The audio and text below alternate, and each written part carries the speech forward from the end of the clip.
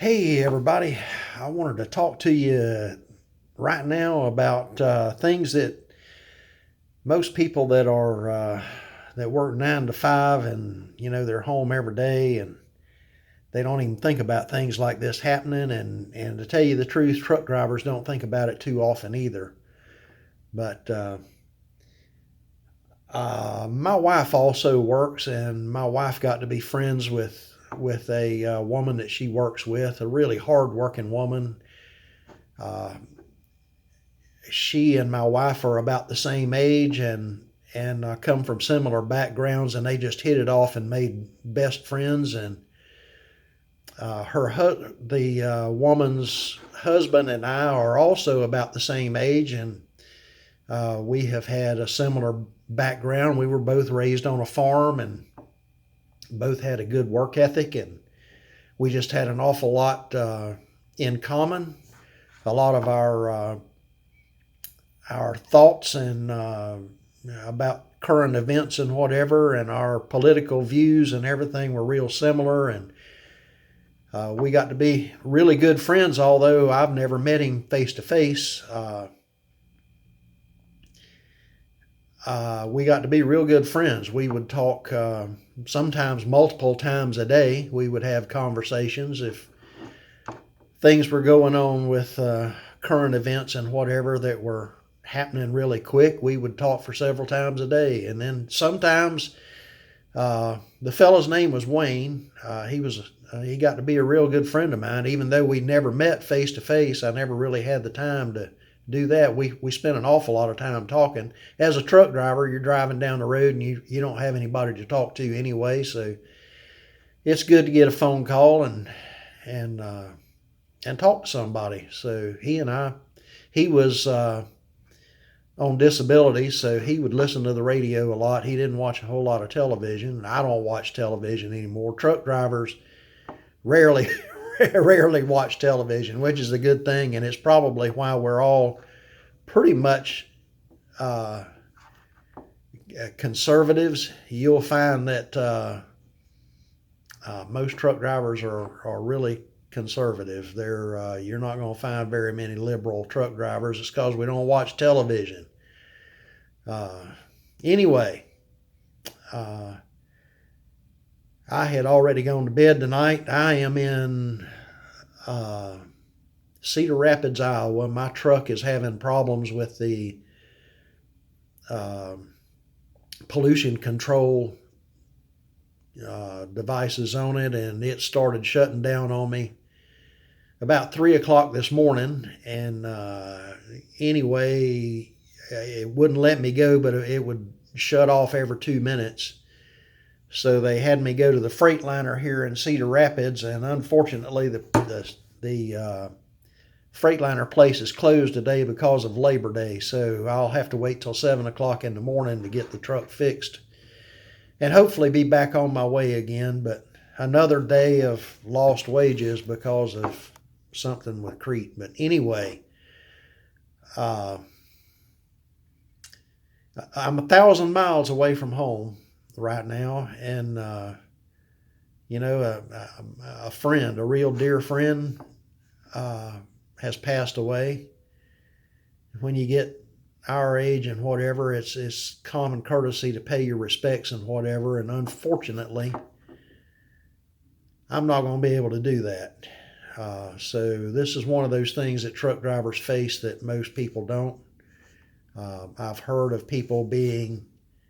drivers being out on the road and their wives or children or whatever have medical issues or get in a wreck or whatever, and it's not like we can just drop what we're doing and go home. So uh, anyway, it's with a real heavy heart that I'm making this video tonight. I hate it for his wife, a good, hard-working woman. She's now going to be on her own. And Wayne, I talked to him earlier today. He was concerned that where I'm at. I told him I was in the middle of Iowa and there's nothing here but cornfields, and this particular exit that I'm at, there's a Freightliner dealer and there's about 4 motels and a convenience store, and that's about it. And he was concerned that I was not going to have anything to eat, and that I was safe, in a safe location. And anyway, I appreciate his concern, but we had just talked, just hours ago, and now he's gone. So anyway, I don't know what the plans are from here for him. Unfortunately, I'm not where I can take off and go and be of any comfort to his wife or his family. But it's just one of them things. But anyway, my life with Crete, the first couple of months with them was fantastic. Month 3 was not too bad, and then month 4 went straight downhill. I'm now in month 5, and